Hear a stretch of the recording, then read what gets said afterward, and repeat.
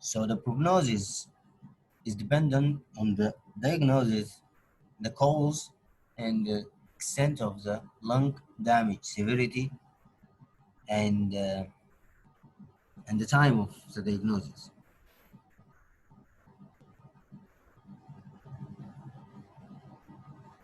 So the patient with chest wall diseases and neuromuscular disorders may develop a progressive respiratory failure, as we said, during intractable infections. And someone asked, I guess, asked about hypersensitivity pneumonitis. Hypersensitivity pneumonitis, as we said, what is pneumonitis is? Pneumonitis is an inflammation of the alveoli which leads to accumulation of debris and inflammatory cells in the alveoli. And hypersensitivity means a disorder that occur. Hypersensitivity means it's a disorder that occur in response to allergy or due to allergy, and the allergy lead to inflammation of the alveoli, alveolar inflammation. So this is hypersensitivity pneumonitis in the pathological term. Clinically, hypersensitivity pneumonitis present with symptoms and features of pneumonia, but with exposure to allergen, and sometimes symptoms of pulmonary fibrosis.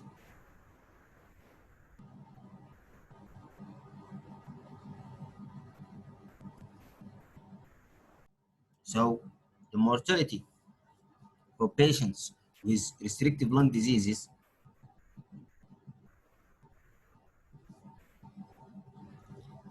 and morbidity, they dependent on the underlying cause, same as the prognosis. And the median survival time for patients with idiopathic pulmonary fibrosis, as we said, is less than 3 years, and the factors that predict poorer outcome, they include age for sure, sex for sure, severe dyspnea or severe presentation, history of smoking,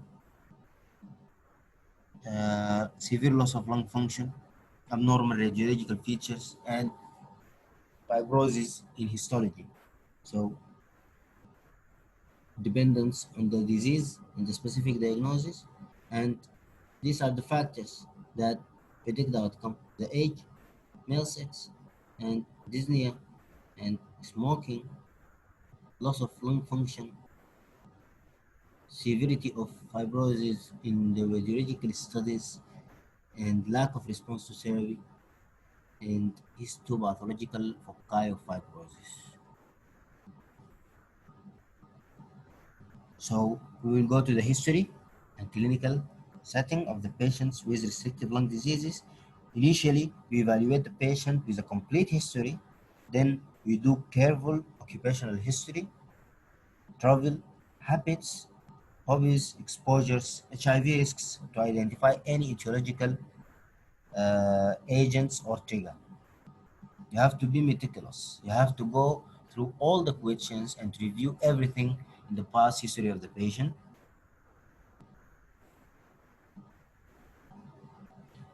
So we will start with the duration of the illness.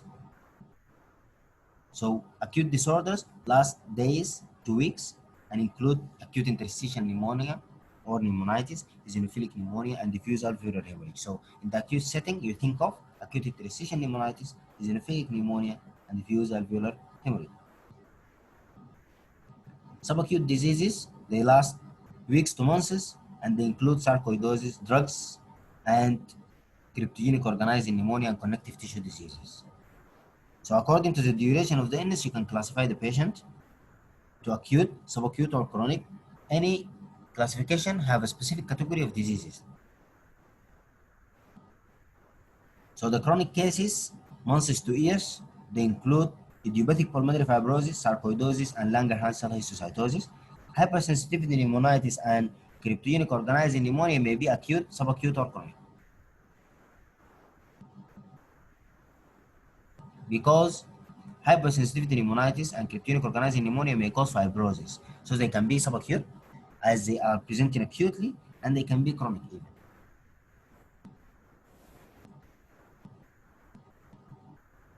So you then will ask about smoking history, as smoking increases the risks of pulmonary lung cancer, histiocytosis, as we said, this coamative interstitial pneumonitis in the table, if you remember, idiopathic pulmonary fibrosis, respiratory bronchiolitis, and they occur with increased frequency among these patients who smoke.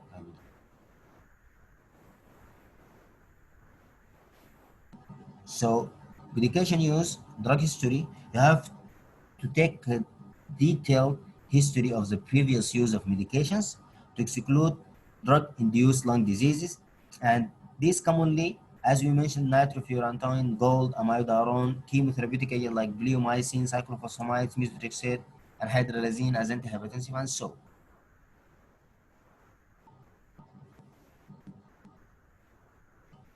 You ask about history of exposure to radiation, which may cause pneumonitis and fibrosis. You ask about family history of idiopathic pulmonary fibrosis, sarcoidosis, and lymphoangiomyomatosis, because these conditions have genetic elements. Sometimes some causes of idiopathic pulmonary fibrosis can be environmental and can be related to the family, and sometimes it can be genetic and it can be related to the family. So you ask about family history of idiopathic pulmonary fibrosis.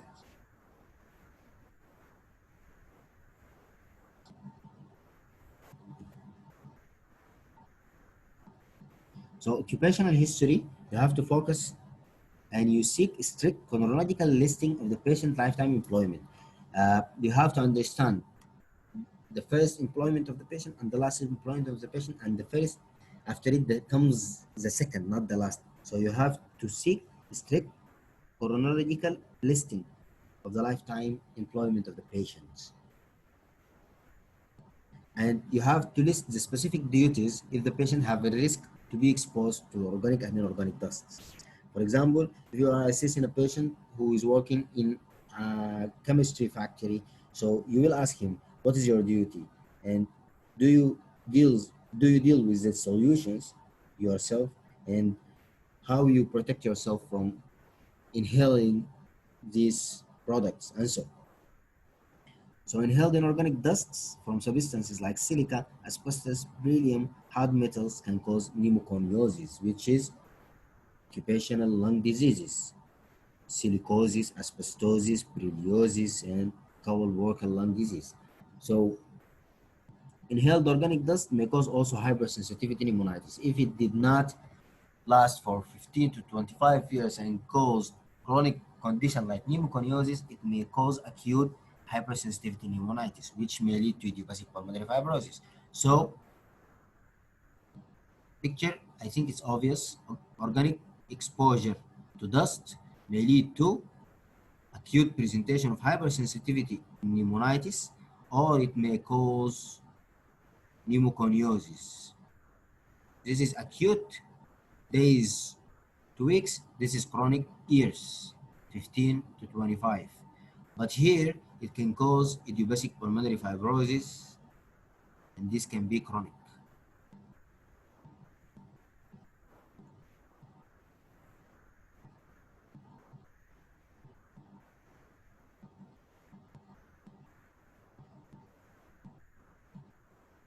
So progressive exertional dyspnea. So then we will go for the symptoms. Progressive exertional dyspnea is the predominant symptom, and you have to grade the dyspnea because it indicates the severity of the disease, and it's very helpful if you classify the degree of dyspnea, such as the number of steps walked before becoming dyspneic. So the patient who is getting dyspneic after walking for 15 steps is not like the patient who is getting dyspneic after walking for 5 steps. And if the patient is walking 15 steps and until he becomes dyspneic, then you can measure the progression of the disease, because sometimes patients who are able to walk 15 steps, they come to you after 1 month, they cannot walking, they are not able to walk 10 steps or 5 steps. So the disease is progressing, or they may be able to walk for more than 15, so the disease is regressing. So you classify the dyspnea to help you to assess the disease progression and to know the situation of the patient. So dry cough is a common and maybe disturbing sign. Productive cough is unusual, and most patients with diffuse bronchial lung diseases have dry cough. So dyspnea, and you grade it. It's a helpful sign for quantification of the patient. And dry cough is common and it's disturbing. You have to treat it symptomatically. Productive cough is not common.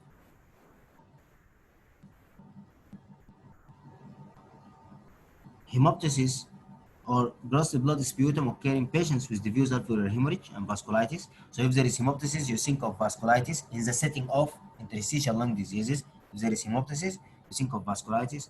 And if there is no hemoptysis, just cough, most likely it will be non-productive cough.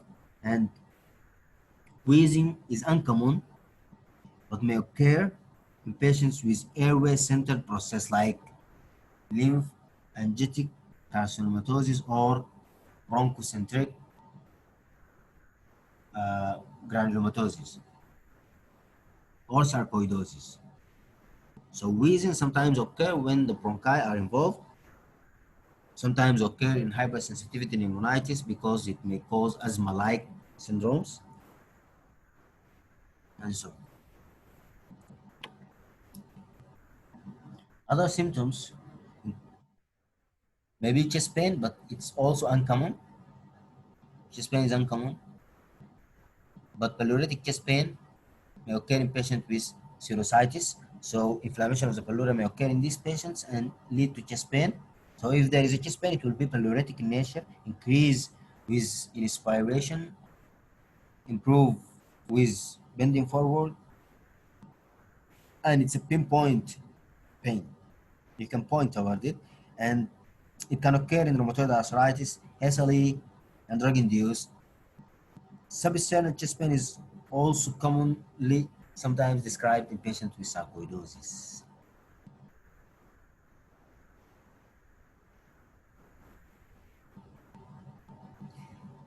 These were the symptoms of intrinsic lung diseases. So the most common is shortness of breath, after it, cough, which is dry.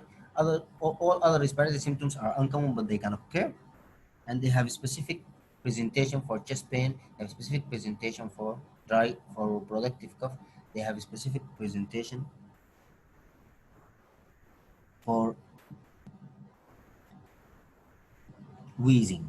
So we will visit the extrinsic disorders, which are muscular and non-muscular. So the symptoms of extrinsic disorders are non-muscular diseases are obvious and clear, like kyphoscoliosis. The physical deformity will be apparent and the patient will be asymptomatic until age 35 sometimes. Then they develop dyspnea, decreased exercise tolerance, and respiratory infections. The cause sometimes is multifactorial because of spinal muscle deformities, muscle weakness, disorder in ventilatory controls. You will never know until you investigate the patient.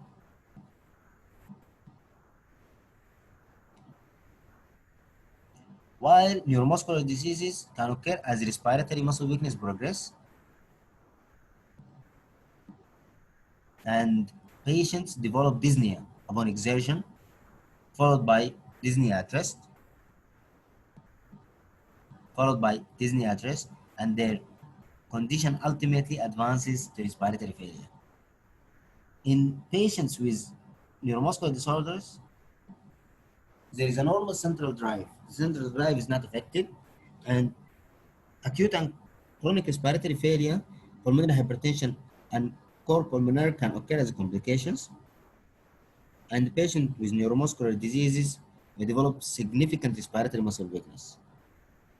They present with fatigue and dyspnea, impaired control of secretions. So mainly respiratory muscle weakness is the issue. And they may present with fatigue, dyspnea, and impaired control of secretions. and recurrent infections. And the problem is not central, it's peripheral, and acute and chronic respiratory failure, pulmonary hypertension, and core pulmonary are the complications.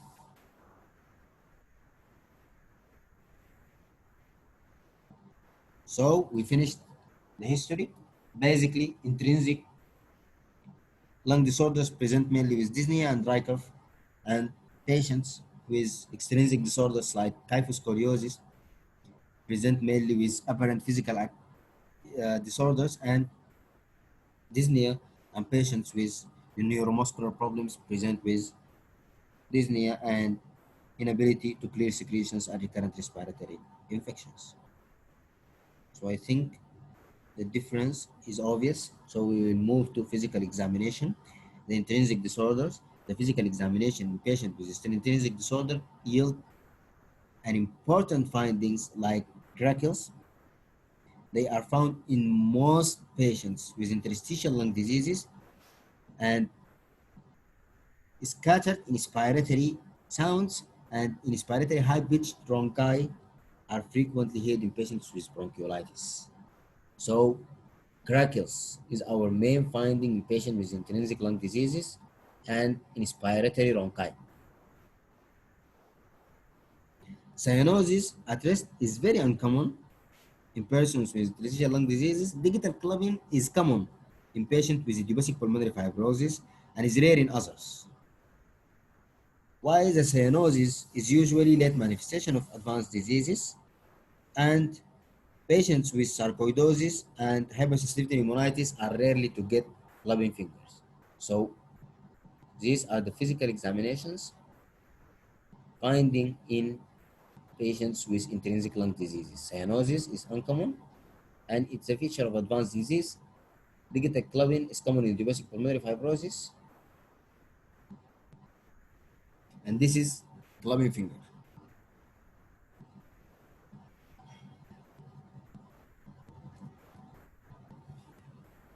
So interstitial lung diseases occur as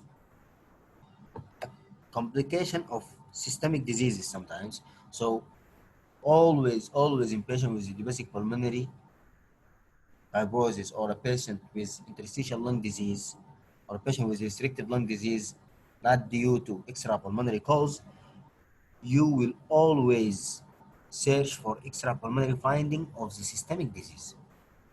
So like extrapulmonary findings like erythema nodosum, which may suggest sarcoidosis, a maculopapular rash, which occur is indicative of connective tissue diseases. Maculopapular rash occur in patients with connective tissue disease or drug-induced lung diseases, and erythema nodosum suggests sarcoidosis. Other extrapulmonary findings are rhinoid phenomena, telangiectasia, peripheral lymphadenopathy, salivary gland enlargement, hepatosplenomegaly, uveitis. So these factors, all these findings are suggestive of specific disorders. Each finding suggests specific disease. Rhinoid phenomena present in connective tissue disease, most likely with SLE, sometimes with rheumatoid arthritis, scleroderma, and so. Telangiectasia is present in patients with scleroderma. And rhinoid phenomena is discoloration of the fingers due to autoimmune involvement of the blood supply of the fingers. So it's have discoloration. It can become yellow, blue, and so.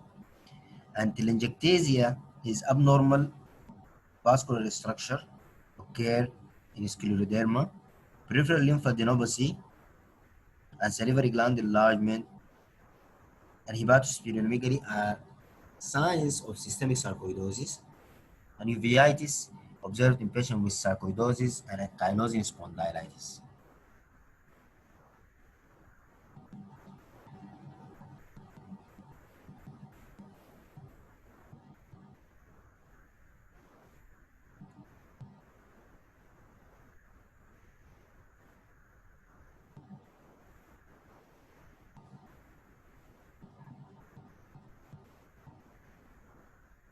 Other extrapulmonary findings of systemic vasculitis may include palpable purpura signifying leukocytoplastic vasculitis. Purpura is a finding signifying leukocytoplastic vasculitis, which is Helen schooling purpura, which present with purpura in the extensor surfaces and renal failure and bloody stool sometimes. So, in addition to renal involvement, may be held by hematuria and anasarca. So, renal failure, hematuria are all features of leukocytoplastic vasculitis, and cor pulmonar is a late feature of pulmonary fibrosis or advanced kyphoscoliosis. So, in a patient with intrinsic lung diseases, interstitial lung diseases, due to systemic disease like uh, SLE, like rheumatoid arthritis, you search for other systemic signs. In a patient with interstitial lung disease due to idiopathic cause, for example, idiopathic pulmonary fibrosis, or in a patient with restrictive lung disease due to extrapulmonary cause like kyphoscoliosis, you may search for the complication of the restrictive lung disease itself, which is cor pulmonaire, which is heart failure due to pulmonary hypertension. Pulmonary hypertension and cor pulmonaire become evident when a sign of loud P2 and right side precordial lift and JVB distension with a prominent A wave and right sided gallop prism. So features of heart failure in the right side, which is loud pulmonary heart sound P2, raised right side precordial lift, which is indicating right ventricular dilation, and JVB distension, which indicate back pressure, and right side galoprism, which indicate right side heart failure. S3 in the right side and A wave in the JVB. These are the features of heart failure. These are the signs of heart failure: shortness of breath, galoprism, crackles, and dilated ventricles, displaced apex or left parasternal heave.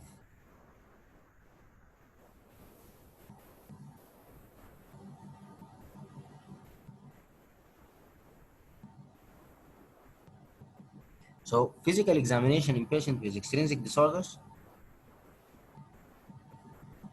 by their very nature, they are very obvious. Kyphoscoliosis is very clear. Pulmonary disease associated with something called, with a decrease in something called tactile fremitus. You ask the patient to say 99, 44, 99, or 44 in Arabic, 44, 99. So you assess the vibration in the lung by putting your hand and by putting the stethoscope. And you assess if it's normal, equal, symmetrical, bilaterally, if it decreases in some place. Sometimes if it decreases, it indicates extra pulmonary problem like pleural effusion. You can find it decreased in one side with dull percussion and decreased intensity of breathing sound, absent breathing sounds. In case of neuromuscular disorders, physical examination may indicate accessory muscle usage.